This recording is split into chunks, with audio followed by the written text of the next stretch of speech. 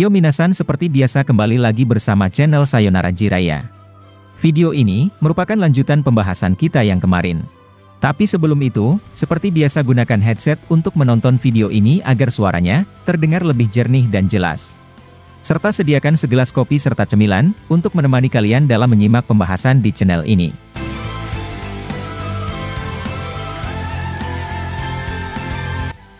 Pada adegan yang kemarin, situasi Naruto mulai terdesak karena dia akhirnya dapat dikonter kembali oleh Shinjujura. Admin berpendapat bahwa sebelum Jura bertemu Naruto, dia pasti percaya diri untuk langsung memangsanya. Tapi, Kawaki tentu takkan mau membiarkan siapapun untuk bertemu sang Hokage ke-7.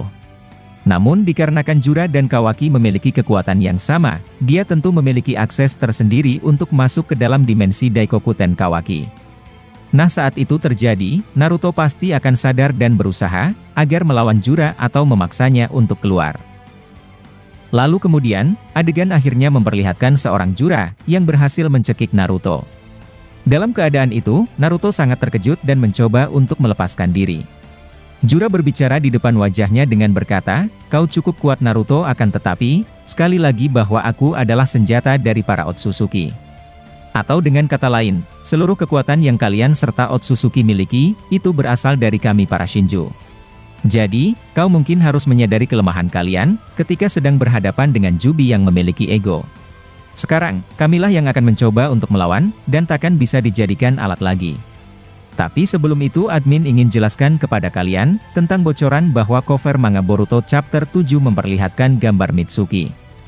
Lalu prediksi admin sebelum-sebelumnya, akhirnya terjadi bahwa akan banyak memperlihatkan pertarungan, antara Boruto dan Mitsuki. Juga, prediksi tentang pembicaraan Shikamaru dan Boruto mengenai Naruto. Admin berpendapat bahwa Boruto memberitahukan kepada Shikamaru jika ayahnya saat ini ada di dalam dimensi Daikokuten milik Kawaki. Dan pada akhirnya, Shikamaru juga akan percaya jika Boruto benar-benar adalah anak Naruto. Ini akan membuka sebuah kebohongan Kawaki yang sebentar lagi akan terungkap ke publik.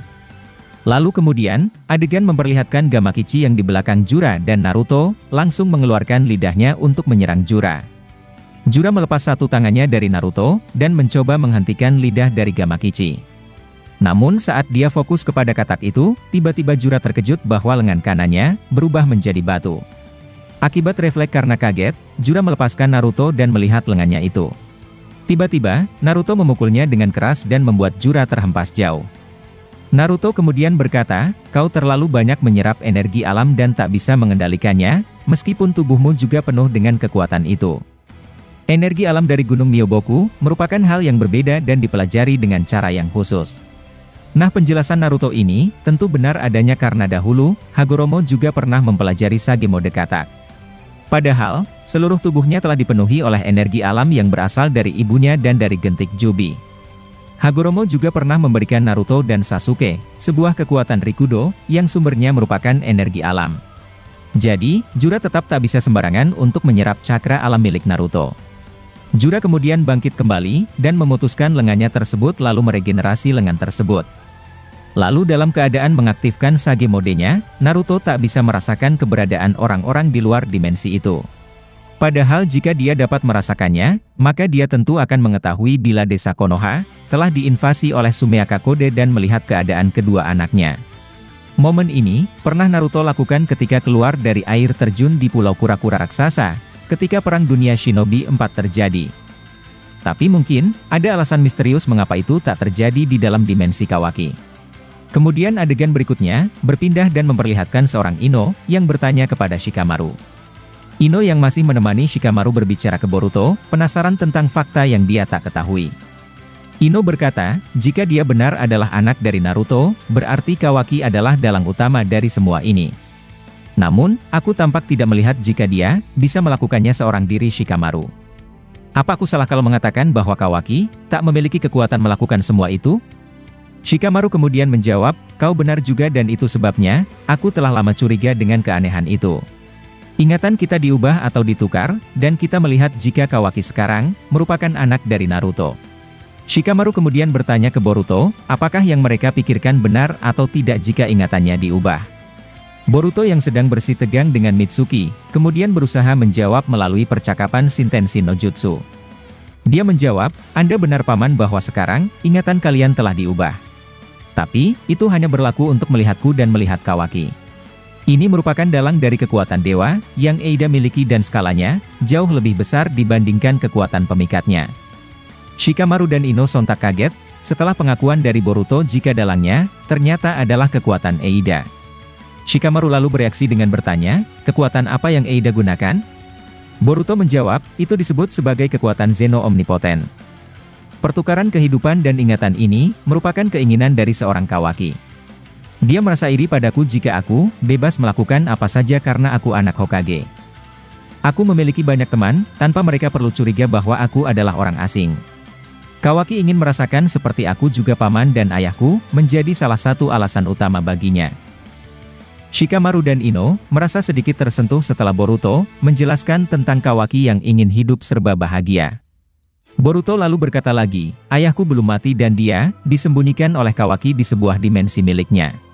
Menurutnya, ayahku lebih aman di sana dan dia berniat membunuhku, yang merupakan ancaman nyata bagi kehidupan ayahku. Itulah fakta yang sebenarnya paman bahwa ayah, masih hidup di luar sana. Shikamaru, kemudian terkejut kembali setelah mendengar penjelasan dari Boruto. Shikamaru merasa bahagia, karena teman kecilnya itu ternyata masih hidup di luar sana. Nah saat masih senang-senangnya mengetahui fakta itu, tiba-tiba petinggi desa Konoha muncul lagi di hadapan Shikamaru. Mereka datang dengan berkata, kami mendengar bahwa Boruto kembali lagi dan sedang bertarung. Apa yang kau pikirkan Shikamaru dan mengapa, kau tampak tak heboh dengan kedatangannya?